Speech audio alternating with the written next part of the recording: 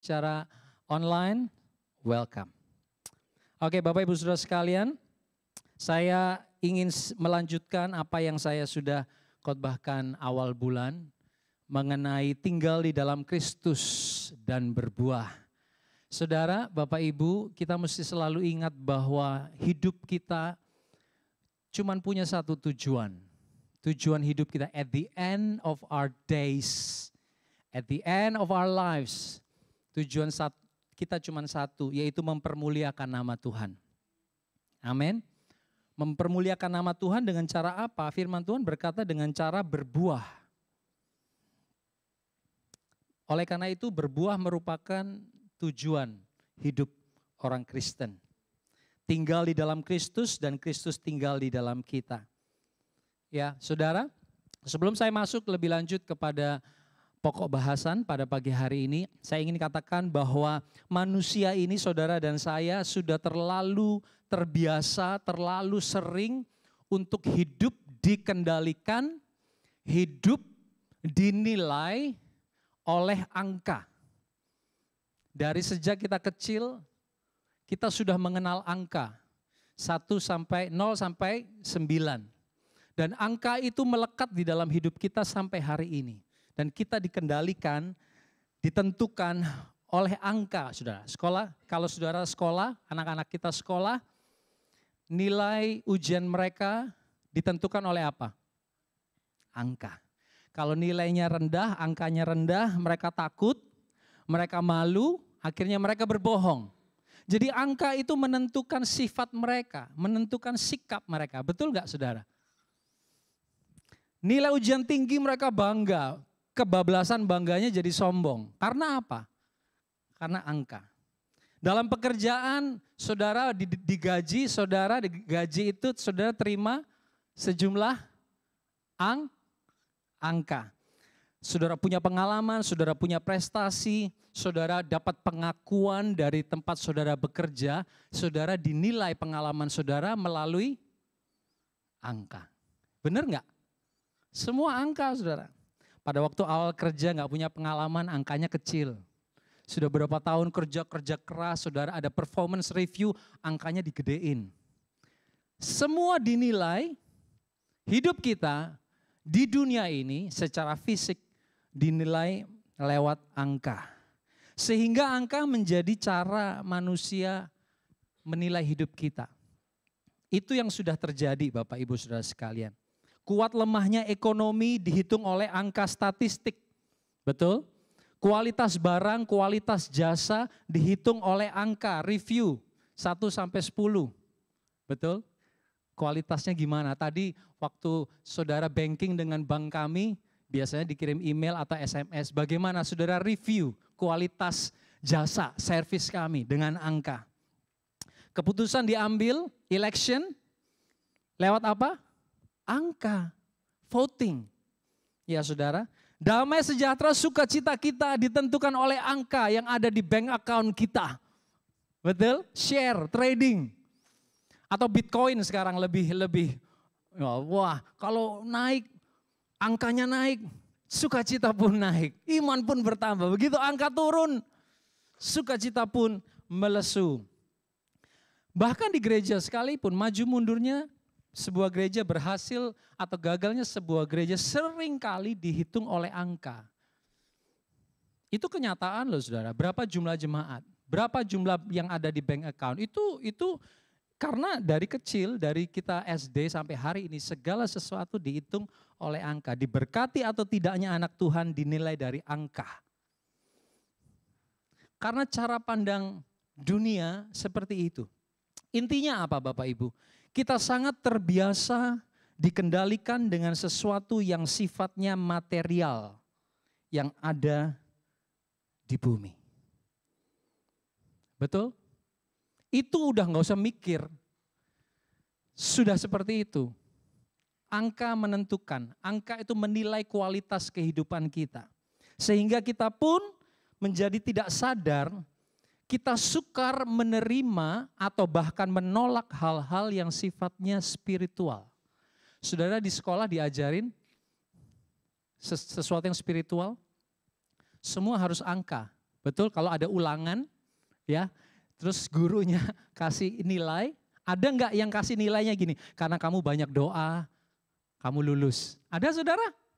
Karena kamu berbuat baik, karena kamu ke gereja, kamu lulus. Nggak ada. Nggak ada itu dari sekolah sampai hari ini di pekerjaan saudara dinilai dengan hal-hal yang spiritual. Never. Oleh karena itu kita sebagai manusia sangat terbiasa dikendalikan oleh hal-hal yang sifatnya fisik. Karena hal yang sifatnya spiritual itu tidak ada angkanya. Tidak ditentukan oleh angka, hal yang bersifat rohani. Tidak bisa dihitung, tidak bisa diprediksi dengan angka atau statistik. Ya sudah, tidak bisa dipermainkan. Kalau sekarang teks masih bisa dipermainkan angkanya. Tapi hal yang rohani nggak bisa, saudara. Oleh karena itu bagi kita manusia lebih mudah menerima, setuju dengan hal-hal yang sifatnya fisik. Karena bisa dinilai daripada hal-hal yang sifatnya spiritual. Tetapi yang saudara kita perlu catat hari ini, Allah tidak menilai hidup kita dengan angka. Berapa lama sudah ke gereja? 30 tahun Tuhan. Ada yang 40 tahun, ada 50 tahun. Enggak saudara. Tuhan enggak tanya kepada kita, sudah kasih persembahan perpuluhan, angkanya berapa? No. Tuhan tidak main angka. Betul saudara? Berapa nilai, berapa harga, berapa yang kita punya. Ya, firman Tuhan katakan dalam Matius 20 ayat 27 sampai 28 seperti ini. Barang siapa ingin menjadi terkemuka di antara kamu, hendaklah ia menjadi hambamu. Kalau di dunia kamu ingin terkemuka, angkamu berapa? Kalau secara firman Tuhan, hal yang rohani nggak bisa seperti itu. Ya, sama seperti anak manusia datang untuk dilayani, bukan untuk dilayani, tetapi untuk melayani dan untuk memberikan nyawanya sebagai tebusan bagi banyak orang. Nggak ngomong angka. Sehingga seringkali bagi kita sulit menerima karena nggak bisa dikalkulasi. Hal yang rohani itu susah diprediksi, nggak bisa dipegang. Ya saudara, Allah menilai kita bukan dengan angka, tetapi Dia menilai kita bagaimana kita sudah mengikuti teladan Yesus. Itu penilaian surga buat setiap kita. Kalau saudara bawa resume saudara, saya udah ke gereja 50 tahun, 40 tahun, 30 tahun, saya sudah melayani, angka saya sudah seperti ini. Saya percaya Tuhan gak akan lihat saudara. Karena pergi ke gereja rajin, tetapi kalau tidak melakukan firman Tuhan, what's the point? Ya, oleh karena itu kita perlu sadar bahwa dunia sedang menggiring kita hanya yang mementingkan hal-hal yang bersifat fisik. Amin. Hanya fisik aja yang kita bisa prediksi, yang masuk di otak logika kita. Ya. Oleh karena itu Kolose 3:2 dikatakan, pikirkanlah perkara yang di atas, bukan yang di bumi. Pertanyaan saudara, oh berarti kita harus doa tiap hari ya, baca Alkitab tiap hari ya. Di rumah aja gak usah kerja, gak usah mikirin kerjaan, bukan saudara. But what's important is kita harus connect dengan Tuhan setiap waktu. Karena firman Tuhan berkata, bersukacitalah senantiasa. Artinya apa? Sukacita datang daripada Tuhan. Kita harus connect dengan Dia setiap waktu. Berdoalah tanpa henti. Artinya apa? Kita harus connect dengan Dia setiap waktu di dalam keadaan apapun. Itu cara kita untuk menerima hal-hal yang daripada Tuhan. Memikirkan hal-hal yang dari atas, bukan hanya hal yang dari bumi. Oke. Kita akan masuk di dalam pokok bahasan kita. Saya lanjutkan dari awal bulan lalu. Kita baca Yohanes 15 ayat 1 sampai 5, ayat yang sama yang sudah kita baca sebelumnya. Akulah pokok anggur yang benar dan Bapakkulah pengusahanya.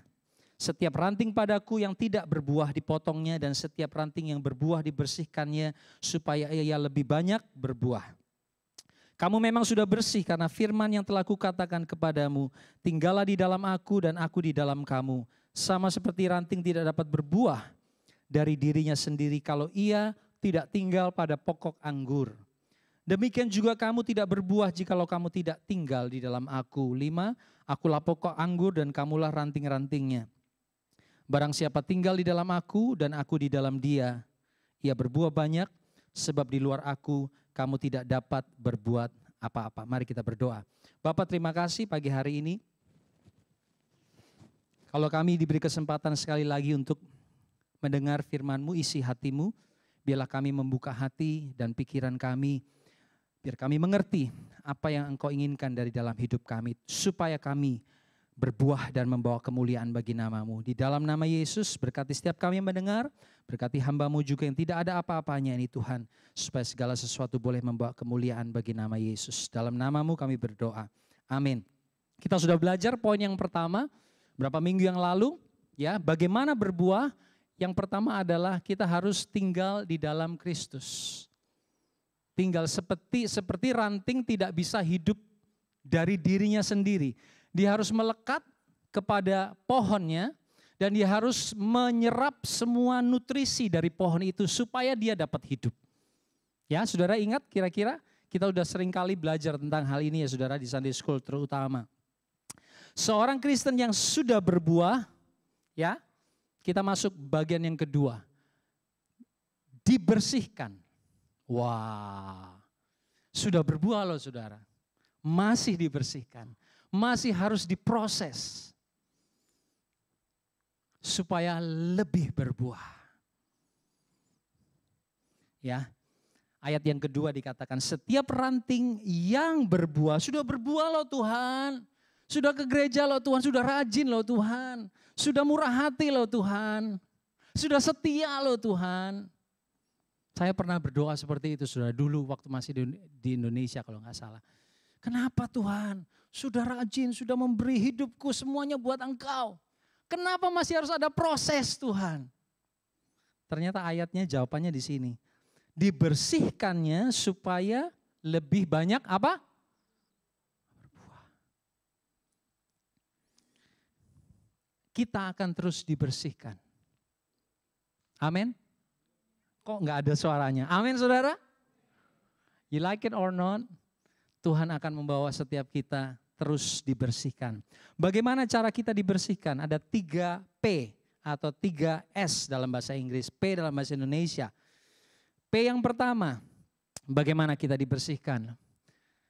Pembacaan firman Tuhan atau scripture reading. Kita baca ayatnya, Yohanes 15 ayat yang ketiga. Kamu memang sudah bersih karena apa? Firman yang telah kukatakan kepadamu. Mazmur 119 ayat 9 berkata, dengan apakah seorang muda mempertahankan kelakuannya bersih? Dengan menjaganya sesuai dengan mempertahankan hidup bersih. Harus dengan firman Tuhan.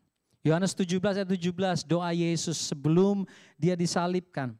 Ya, kuduskanlah mereka, dia berdoa bagi murid-muridnya termasuk bagi kita. Kuduskanlah mereka dalam kebenaran. Firman-Mu adalah kebenaran. Kuduskan mereka, sucikan mereka, bersihkan mereka di dalam kebenaran. Tidak ada cara lain di dalam kamus Alkitab, di dalam buku ini saudara, kebenaran ini. Tidak ada cara lain kalau hidup kita mau bersih, dikuduskan, disucikan. Tidak ada cara lain selain daripada firman Tuhan. Bukan sekedar dengar, tapi kita membaca firman Tuhan. Saya ajar kepada anak-anak Impact minggu lalu, saudara ya. Saya katakan kepada mereka seperti oksigen itu dibutuhkan oleh tubuh. Ya, kalau kita naik pesawat tiba-tiba ada turbulence, cabin pressure-nya menurun, yang keluar dari atas apa? Mask, oxygen mask. Ya, karena itu pertolongan pertama. Sebelum sesuatu terjadi kita nggak punya oksigen bernafas dan bisa membawa kepada kematian. Begitu juga seperti oksigen bagi tubuh, demikianlah firman Tuhan bagi manusia roh kita. Ya, Matius 4 ayat 4 berkata, ada tertulis manusia tidak hidup dari roti saja.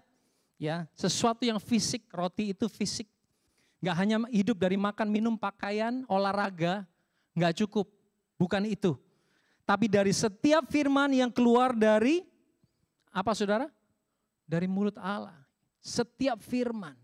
Kita bisa hidup bergerak hari ini, itu karena makanan yes. Tapi roh kita harus hidup karena firman Tuhan. Bukan hanya karena baca-baca artikel saudara. Bukan hanya dengar motivational speaker. Tapi kita harus baca firman Tuhan. Orang Kristen yang tidak baca firman Tuhan, tidak merenungkan, tidak makan firman Tuhan, itu seperti McDonald yang tidak punya burger. Saudara ke McDonald kepengen beli burger, nggak ada, kita nggak jual burger di sini. Tapi kan kamu McDonald. Iya tapi nggak ada burgernya. Bisa disebut McDonald nggak saudara? Enggak dong, dia memang ikonnya burger. Ya, saya tanya kepada anak Impact, kasih contoh lain, kemudian Elijah kasih contoh. Seperti soccer player without soccer ball. Wah bagus itu. Mainnya soccer, saya pemain soccer hebat. Namanya siapa? Cristiano Ronaldo. Betul ya, saya nggak terlalu ngikutin ball soccer, anak saya lebih. Tapi dia nggak punya bola buat main. Itulah orang Kristen yang tidak punya firman di dalam hidupnya. Seperti salesman tidak pernah jual satu produk pun. Seperti Superman tidak punya suitnya, nggak punya baju Superman. Dia buka kutang ternyata dalamnya, bukan baju Superman. Ya saudara, firman Tuhan adalah makanan yang berkuasa membersihkan. Ada suatu kesaksian saudara, seseorang bernama Gaylord Kambarami. Dia adalah sekretaris jenderal dari Yayasan Alkitab di Zimbabwe. Satu hari dia berusaha untuk membagikan Alkitab New Testament Perjanjian Baru ya kepada seseorang pria yang sangat kasar, yang sangat garang begitu saudara ya. Nah pria ini insisted, pria ini ngancam. Kalau kamu terus maksa, ya, aku akan bakar Alkitab ini dan aku akan jadikan lembaran Alkitab ini sebagai sigaret. Apa itu? Rokok, ya. Terus Tuan Kambarami berkata, "Oh ya, aku ngerti kok. It's okay. Tapi promise me, sebelum kamu jadikan satu lembar demi lembar lainnya rokok, kamu harus baca dulu." Oke, itu persetujuan. Mulailah dia baca, kemudian dia linting jadikan rokok. 15 tahun berselang saudara. Ada satu convention, seminar Alkitab di kota yang sama. Bertemulah Tuan Kambarami ini dengan pria tersebut. Dan pria ini sudah menjadi seorang penginjil. Dan pria ini yang berkhotbah hari itu. Dan pria ini berkata seperti ini, saya sudah merokok Matius, saya sudah merokok Markus, saya sudah merokok Lukas. Tetapi pada waktu saya ketemu dengan Yohanes 3 ayat 16, saudara hafal itu? Apa itu? Karena begitu besar kasih Allah akan dunia ini. That changed my life. Saya tidak bisa merokok lagi. Dan saya berubah sejak hari itu. Luar biasa saudara ya. Dia baca dulu baru dia ngerokok. Jangan ditiru loh saudara. Belum tentu saudara seperti dia bisa berabe ujungnya saudara ya. Tapi kita melihat bahwa firman Tuhan walaupun dia membacanya dengan tujuan yang salah. Firman Tuhan itu punya kuasa. Karena dia adalah nafas Allah. Amin saudara. Amin. Yang kedua, P yang pertama adalah pembacaan firman Tuhan. Yang kedua pelayanan atau service. Bagaimana kita dibersihkan? Melalui pelayanan. Bersyukurlah saudara kalau saudara sudah terlibat di dalam pelayanan. Welcome, saudara akan terus dibersihkan oleh Tuhan. Melayani Tuhan adalah tempat kita dimurnikan terus supaya lebih banyak berbuah. Karena Amsal 27 ayat 17 berkata, besi menajamkan besi, orang menajamkan sesamanya. Dalam pelayanan pasti ada gesekan. Kalau saudara setuju dengan saya, angkat tangan. Ya. Tidak ada gesekan, Saudara harus bayar harganya. Tapi Yesus sudah memberi teladan, saudara, dalam hidup kita. Dia datang untuk melayani, tadi kita sudah baca. Ya, bukan untuk dilayani, tapi untuk melayani dan memberikan nyawanya menjadi tebusan. Jadi dalam pelayanan itu ada sesuatu yang harus kita berikan. Kalau orang datang ke gereja kemudian bilangnya melayani tetapi menuntut, apakah itu bisa dikatakan sebuah pelayanan? No. Oleh karena itu Tante Jasmine selalu berkata, kalau datang ke gereja itu harus bawa sesuatu. At least membawa pujian kepada Tuhan. Karena dikatakan dia datang, anak manusia datang bukan untuk dilayani tetapi melayani dan untuk memberikan. Kita belum sampai memberikan nyawa loh. Oleh karena itu kalau kita datang kepada Tuhan di dalam gereja, kita sudah dapat keselamatan, kita sudah dapat semua janji Tuhan. Tugas kita sekarang adalah memberi bagi Dia melalui pelayanan kita. Walaupun orang meremehkan Yesus, walaupun orang meragukan bahkan menolak Yesus, orang cari salahnya Dia, benar nggak saudara? Dicari terus salahnya sama orang Farisi dan ahli Taurat. Bahkan beberapa orang mencari keuntungan lewat mujizatnya. Yesus katakan mereka datang bukan untuk kebenaran. Mereka datang karena ada makanan. Ya, buah pelayanan Yesus tapi ada buahnya saudara. Yaitu saudara dan saya. Kita diselamatkan di dalam Dia. Kalau kita mengikuti teladannya, kita harus melayani. Amin. Kita harus melayani. Bapak Ibu Saudara sekalian, kita harus melayani. Melayani itu korban waktu. Waktu santai saudara mungkin, waktu makan saudara mungkin, waktu bersama keluarga mungkin. Korban tenaga, saudara harus persiapan pengajaran, nyiapin snack di bawah, saudara harus bersih-bersih. That's ministry saudara. Kita korban uang bahkan, korban pikiran. Mungkin orang gak say thank you kepada kita, kita digesek, kita merasa tersinggung. Kita merasa kecewa, kenapa tidak diakui. Ya saudara, orang gak lihat, orang tidak perhatikan. Tetapi Tuhan berkata, thank you for giving to the Lord. Tuhan melihat dan Tuhan memperhatikan. Kita terus dimurnikan. Kadang-kadang orang gak tahan dengan pemurnian. Orang tidak tahan dengan pembersihan. Oleh karena itu mereka step down. Bukan cuma step down, they step out of the church. Karena tidak mau dibersihkan oleh Tuhan. Saudara mending dibersihkan oleh sesamanya atau langsung sama Tuhan. Takut loh saudara, kalau Tuhan sendiri yang turun tangan bersihkan saudara, ucek-ucek kepala saudara. Tuhan masih pakai sesamamu, sesama kita. Untuk memurnikan supaya kita semakin tahan uji, ketekunan kita dikembangkan dan kita berbuah. Katakan sama-sama berbuah. Kita kadang kecewa, kita kadang sakit hati. Tetapi yang menentukan kita berbuah atau kita tidak berbuah adalah respon kita. Amin saudara. Kalau kita lakukan pelayanan untuk kepentingan sendiri, tentu saja kita akan kecewa. Tetapi kalau kita melayani untuk kemuliaan Tuhan, karena kita mengasihi Dia, kita akan berbuah. Sekali lagi saudara, respon kita menentukan. Kalau kita berespon negatif, berarti itu untuk kepentingan sendiri. Kalau kita berespon benar, berarti kita punya respon untuk memuliakan nama Tuhan dan saudara akan berbuah. Melayani harus dengan rela dan setia. Bukan dengan menggerutu. Ada banyak orang yang melayani juga tapi menggerutu juga.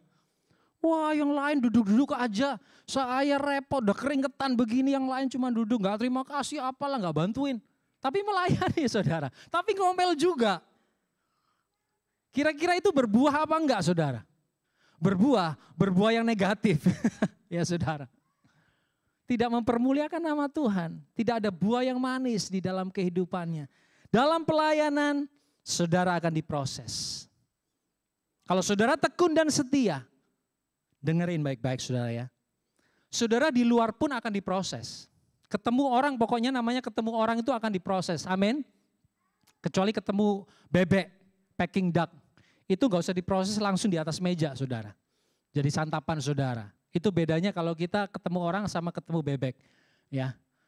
Kalau ketemu orang, dimanapun saudara pasti akan diproses.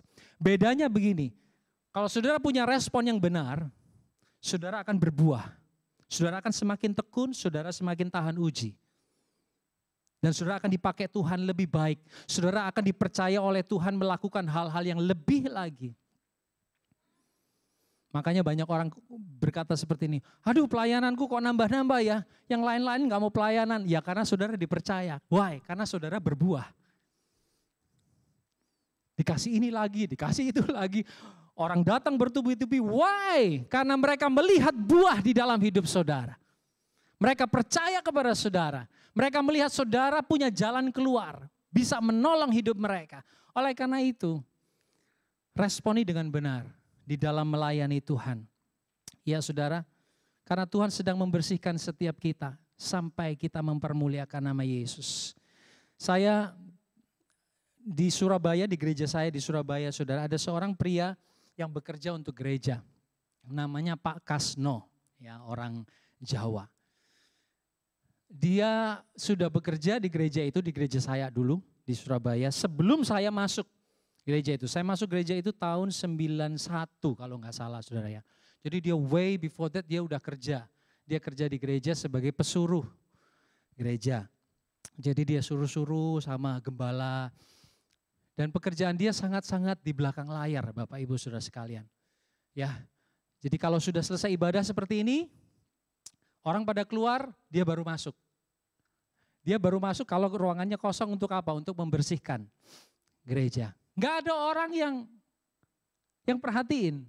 Karena ya nggak ada orang di dalam gereja. Begitu dia keluar, orang keluar dia masuk untuk bersihkan. Kadang saya lihat dimarah-marahin juga sama gembala karena mungkin dia melakukan kesalahan atau apa, saya nggak ngerti saudara ya. Jadi kita nggak terlalu gimana lah sama orang itu, sama Pak Kasno ini saudara ya. Tetapi sampai hari ini saudara, pekerjaan dia itu. Saya udah ada di sini 22 tahun di Australia. Bayangkan berapa puluh tahun dia sudah melakukan hal yang sama di dalam kesetiaan. Dan berapa minggu yang lalu saya buka YouTube-nya ibadah mereka online streaming. Ada seorang anak muda yang sedang pimpin pujian. Masih muda banget saudara, gagah, suaranya bagus. Seorang pria, anak laki-laki. Kemudian saya tanya kepada teman saya WhatsApp. Siapa itu? Kok saya nggak pernah lihat ya? Ternyata dia adalah cucu dari Pak Kasno ini. Cucunya. Dan dia pandai sekali dance. Suaranya bagus. Pekerjaannya ternyata bagus. Anaknya ternyata pinter juga menurut teman saya. Karena kerja bareng. Dan saya belajar saudara, kesetiaan seorang ayah. Dia lakukan dengan setia. Dia mau dibersihkan, dia izinkan hidupnya dibersihkan oleh Tuhan melalui orang-orang di sekitarnya. Walaupun tidak dianggap, walaupun tidak dipuji, dia tidak pernah ikut yang namanya apa itu appreciation night. Ada appreciation night tapi dia nggak ada di dalamnya. Karena dia bukan termasuk yang pelayanan di dalam gedung. Dia di luar gedung. Anak-anaknya 3 orang berhasil di dalam nama Tuhan Yesus. Di dalam pekerjaan, di dalam pelayanan. Sangat sederhana Pak Kasno ini Bapak Ibu Saudara sekalian. Pulang rumahnya dekat sih saudara, naik sepeda. Lihat saudara, Tuhan tidak pernah berhutang di dalam hidup setiap kita. Anak cucunya sungguh diberkati oleh Tuhan. Melayani di dalam rumah Tuhan karena kesetiaan. Yang ketiga, P yang ketiga, ini rada gak enak. Ya, udah pelayanan mungkin gak enak. Yang ketiga namanya dibersihkan, gak ada yang enak. Yang ketiga, bagaimana Tuhan membersihkan kita? Dengan penderitaan. Apa saudara? Ya, aduh ya Pi. Penderitaan. S, suffering. Penderitaan, masalah, dan kesulitan adalah bagian hidup semua orang. Berapa banyak saudara sini yang hari-hari ini sedang mengalami masalah, kesulitan, penderitaan, doa-doa yang belum dijawab. Datang silih berganti di dalam kehidupan kita. Ya saudara, bukan saja orang dunia yang menderita, orang Kristen pun. Bahkan firman Tuhan katakan, kita dipanggil untuk menderita. Sama-sama katakan, kita dipanggil untuk menderita. Kurang keras saudara, kita dipanggil untuk menderita. Bersama dengan Kristus. Bukan menderita karena pemberontakan kita, karena kita nyolong ayam, dikebukin orang, karena kita nyolong teks di penjara, bukan karena itu saudara. Kita menderita karena Kristus, bersama dengan Kristus. Kita baca ayatnya, Roma 8:17. Dan jika kita adalah anak, maka kita juga adalah ahli waris, maksudnya orang-orang yang berhak menerima janji-janji Allah, yang akan menerimanya bersama-sama dengan Kristus. Yaitu syaratnya jika kita menderita bersama-sama dengan Dia, supaya kita juga dipermuliakan bersama-sama dengan Dia. Ini gak enak saudara. Tidak ada orang yang ingin menderita. Gak ada orang yang memilih untuk sengsara. Tetapi panggilan orang percaya adalah menderita bersama dengan Kristus. Apapun, kesulitan apapun, masalah apapun, tekanan apapun Tuhan izinkan terjadi di dalam kehidupan kita. Saudara terima? Mau gak mau? Supaya kita yang sudah berbuah terus dibersihkan supaya semakin berbuah. Tetapi penderitaan orang percaya itu beda dengan penderitaan orang yang tidak percaya. Ada bedanya saudara, ada bonus poinnya. Penderitaan orang percaya itu punya tujuan. Penderitaan orang yang tidak percaya, mereka nggak tahu tujuannya apa. Mengapa mereka harus menderita di bumi ini? Paling ya cepat diangkat sama Tuhan lah supaya tidak menderita. Tetapi di dalam Yesus, bersama Yesus, kita dipanggil untuk menderita karena Allah punya tujuan. Dan orang tertarik kepada hidup kita bukan karena kita berhasil. Percaya sama saya saudara. Karena kita sukses, karena hidup kita nyaman baru orang tertarik di dalam hidup kita. Enggak. Mereka tertarik di dalam hidup kita, mereka ingin tahu apa yang terjadi di dalam hidup kita. Kalau kita sudah keluar dari penderitaan. Betul, apa kuncinya kamu sukses? Apa kuncinya bisnismu bisa luar biasa? Apa kuncinya kamu bisa melewati semua masalah ini? Apa kuncinya? Orang tertarik saudara. Tapi kalau hidup sudah lempeng aja. Benar enggak? Kerjaan dapat, anak-anak baik. Ya orang-orang udah tahu lah, ya dia mah oke lah. Enggak ada sesuatu yang kita bisa belajar daripadanya. Tetapi kalau kita melewati begitu banyak penderitaan, kita percaya, saya percaya. Banyak orang akan diberkati melalui hidup saudara dan saya. Kalau kita lihat kehidupan Sadrak, Mesak, Abednego, 3 anak muda. Mereka harus masuk dalam dapur api, penderitaan loh saudara.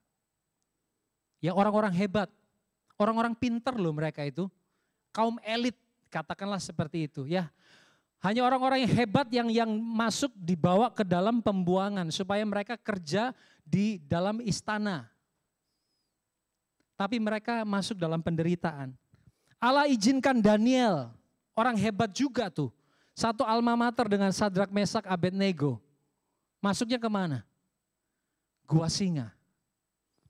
Allah izinkan Yusuf dijual. Yusuf dikhianati, Yusuf dipenjara, Yusuf dilupakan. Allah izinkan bangsa Israel 40 tahun menderita di padang gurun. Allah izinkan Paulus dicambuk. Beberapa kali hampir mati, diancam dibunuh, karam kapal. Why saudara? Sedangkan kita di zaman ini, kita tidak mau menderita. Makanya mental mereka, iman mereka sungguh kuat saudara. Karena mereka melihat bahwa penderitaan itu adalah bagian dari hidup mengikuti Yesus. Kalau hari-hari ini banyak orang yang saya lihat gak enak sedikit, oke, throw the towel. Di tempat lain ada yang lebih enak. Gereja lain ada yang lebih enak. Di gereja lain saya dipuji. Di gereja ini saya tidak dipuji. Di gereja lain saya dianggap, di gereja ini saya tidak dianggap. Itu gak ada di kamusnya. Ini Sadrak, Mesak, Abednego, Daniel, Yusuf, bangsa Israel, Paulus. Penderitaan membersihkan kesombongan kita, membersihkan rasa independen kita jauh dari Tuhan. Ya saudara, semua penderitaan punya maksud. Kita baca Ulangan 8 ayat 2. Ini keluar dari mulut Allah. Ulangan 8 ayat 2 kepada bangsa Israel. Ingatlah kepada seluruh perjalanan yang kau lakukan atas apa saudara?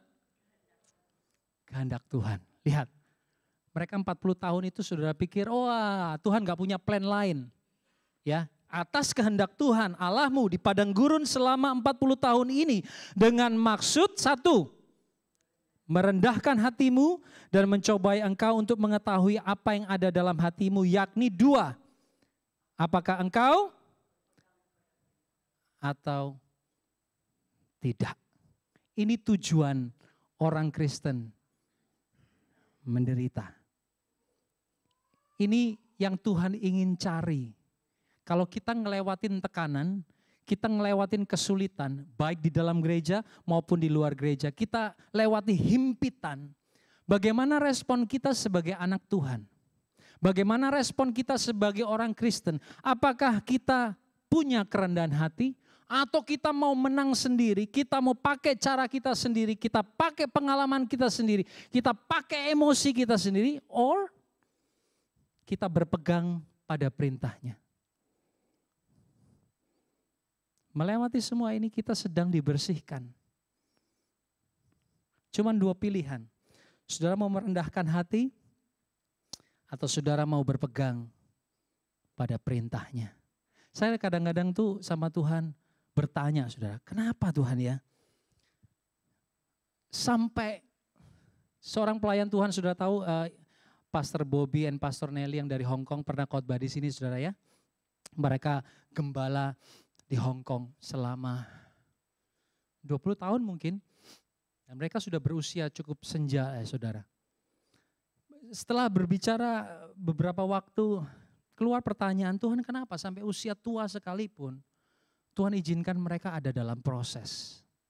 Gak mulus loh saudara, ternyata ya. Kalau dari mimbar aja dia gak akan cerita semua pasti. Tetapi kalau kita mulai berbicara dari hati ke hati, kita mulai akan melihat pergumulan, persoalan, tekanan yang mereka sudah lewati dan sedang lewati. Belum selesai, ada lagi yang lain.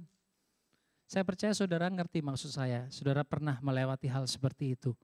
Dan itu pertanyaan saya, kenapa ya Tuhan?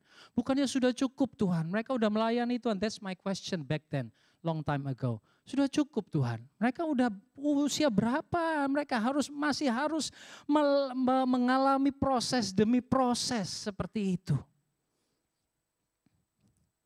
Tetapi tujuan Tuhan, supaya kita rendah hati, supaya kita belajar, bahwa kamu tidak bisa apa-apa di luar aku. Kita belajar bahwa tanpa kita berpegang kepada perintahnya, kita pasti akan KO. Knock out saudara, gak mungkin bisa. Yang keluar hanya amarah, yang keluar hanya kekecewaan, yang keluar hanya tersinggung, sakit hati demi sakit hati ditumpuk dari waktu ke waktu. That's us. Kalau kita tidak mau merendahkan hati dan berpegang kepada perintah Tuhan. Selama kita berespon dengan benar, kita akan dibersihkan dan kita akan berbuah. Amin, saudara. Tuhan tidak akan membersihkan kita dengan kenyamanan. Kalau saudara punya anak, saudara pasti pernah punya bayi ya saudara ya. Sebelum bayi itu lahir, saudara udah cinta dia enggak? Udah nantikan dia enggak? Iya dong, Gini dong kalau iya. Iya. Benar nggak? Saudara tahu bahwa ini anak ntar kalau gede dia akan ngelawan. Dia akan talk back. Benar saudara? Dia akan merasa lebih pinter dari orang tuanya. Dia merasa dia lebih tahu, lebih punya semuanya. Padahal belum kerja, belum menghasilkan uang. Amin? Betul nggak? Tapi kita cinta. Ku tetap cinta. Cinta, buktinya saudara tetap menyediakan apa yang dia perlukan. Betul saudara? Saudara akan jaga, kasih dia makan. Ngantuk-ngantuk juga kasih dia makan. Dia bertumbuh dewasa. Tapi sesudah dia sudah menginjak umur 15 tahun. Udah keluar kumisnya. Saudara ya, udah puber. Saudara gak akan terus suapin dia. Benar? Saudara gak akan gendong dia bawa kemana-mana. Ini loh anakku. Lucu ya. Udah 15 tahun suaranya udah gede. Mama, jangan gendong aku mama. Benar gak saudara? Kalau saya tendang jalan sendiri.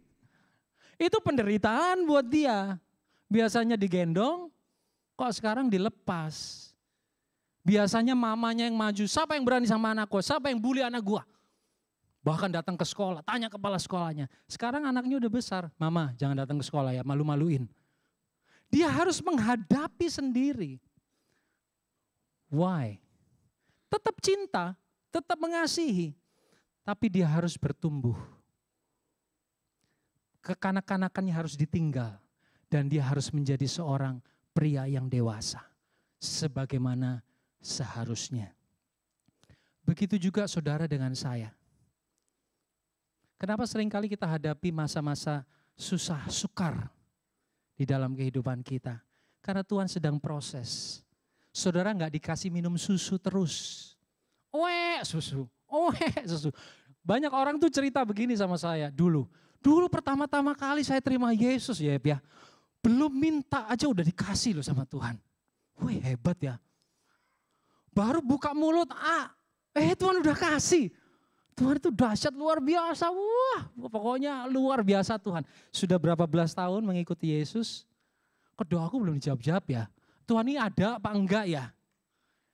Itu proses saudara. Supaya kita bertumbuh dewasa. Kalau dulu kita suapin anak kita, sekarang anak udah besar. Ambil sendiri makanannya di kulkas boy. Mama udah masakin, tinggal buka mulut lu masukin ke dalam mulut. Saudara mau sampai dia udah gede, saudara yang suapin dia terus. Tuhan gak mau. He loves us unconditionally, tanpa syarat. Tetapi dia tidak akan tinggalkan kita seperti itu, seperti bayi. Dia akan latih tangan kita untuk berperang, menghadapi musuh-musuh kita. Dan dengan kekuatan tangan kita bersama dengan Yesus, kita akan lewati kemenangan demi kemenangan. Ternyata tidak ada batas umurnya. Sampai tua pun kita akan diproses. Amin om tante. Yang sudah senior, amin. Kita akan terus diproses tetapi dia berjanji bersama dengan Kristus. Tidak sendiri. Dan satu hal kebenaran yang kiranya boleh memberkati saudara. Ketahuilah saudara, walaupun saudara masih ada di dalam penderitaan sedang dibersihkan oleh Tuhan.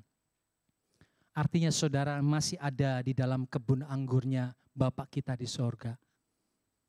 Bapak kita kan dikatakan dia adalah pengusahanya. Dia kerjakan sesuatu yang ada di dalam kebun anggurnya.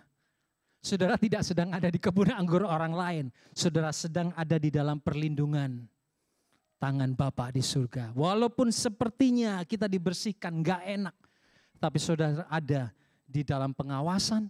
Saudara dan saya ada di dalam perlindungan Bapa di surga supaya kita semakin lama semakin berbuah dan berbuah dan berbuah lebat. Amin. Ya, saya berdoa kiranya kita terima kebenaran ini. Sorry saya tidak bisa ganti kebenarannya dengan sesuatu yang lebih enak didengar karena itu semua yang ada di firman Tuhan ya. Cuman itu yang saya bisa berikan kepada saudara. Mari kita berdoa.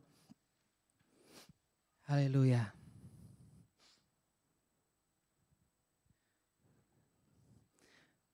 Kami tahu Tuhan bahwa kebenaran itu keras. Kebenaran itu tidak bisa berubah. dari dulu, sekarang, sampai selamanya. Firman-Mu tetap, tidak ditambah, tidak dikurang. Dan kami yang hidup di dalam firman-Mu, kami akan semakin lama dibersihkan, kami dibersihkan, kami terus dibersihkan. Mungkin kami harus melewati api penyucian. Sepertinya begitu sesak, begitu panas, kami tidak bisa lakukan apapun. Bahkan dalam gereja sekalipun, dalam pelayanan sekalipun, sepertinya kami ini ada yang menggocoh. Ada yang membuat kami bisa kecewa, tersinggung. Tapi biarlah setiap kami melihat dengan cara yang benar. Bahwa Engkau izinkan segala sesuatu terjadi di dalam hidup kami. Karena kami ini adalah milik-Mu. Kami ini kepunyaan-Mu. Dan doa kami pagi hari ini Bapa, jadilah pada kami, jadilah padaku sesuai dengan kehendak-Mu. Supaya Engkau bisa melihat cerminan Kristus di dalam kehidupan kami. Thank you Yesus. Terima kasih Tuhan. Mari kita responi firman Tuhan dengan lagu ini. Jadikan kami indah, jadikan aku indah. Yang Kau pandang mulia. Jadikan aku indah, yang Kau pandang mulia. Menurut karya-Mu di dalam hidupku. Hidupku, ajarku mari bangkit berdiri sama-sama. Hanya kepadamu, taat dan setia kepadamu Tuhan. Satu kali lagi katakan, jadikan aku yang Kau pandang mulia, yang Kau pandang mulia, seturut karya-Mu di dalam hidupku, di dalam hidup. Ajarku berharap, hanya kepadamu, taat dan setia, kepadamu Tuhan. Mari kita angkat tangan kita. Satu kali lagi katakan, jadikan aku indah, jadikan aku indah, yang Kau pandang mulia, seturut karya-Mu di dalam hidupku. Ajarku berharap Tuhan, harap hanya kepadamu, taat dan setia kepadamu Tuhan. Taat dan setia, taat dan setia, taat dan setia. Sekali lagi, taat dan setia kepadamu Tuhan.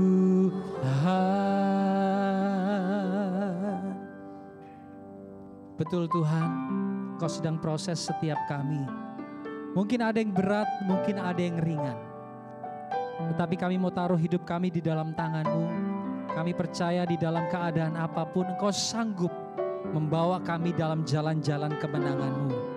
Terima kasih Bapa, biarlah kami terus berbuah dan buah kami itu lebat, supaya nama Yesus dipermuliakan melalui kehidupan kami. Beri setiap jemaat-Mu kemampuan, kekuatan, pengurapan Tuhan, untuk mengikuti setiap langkah-langkah-Mu, untuk mengikuti perintah-Mu dengan segala kerendahan hati kami. Di dalam nama Tuhan Yesus, sama-sama kita katakan amin, amin. Tuhan Yesus memberkati, silakan duduk.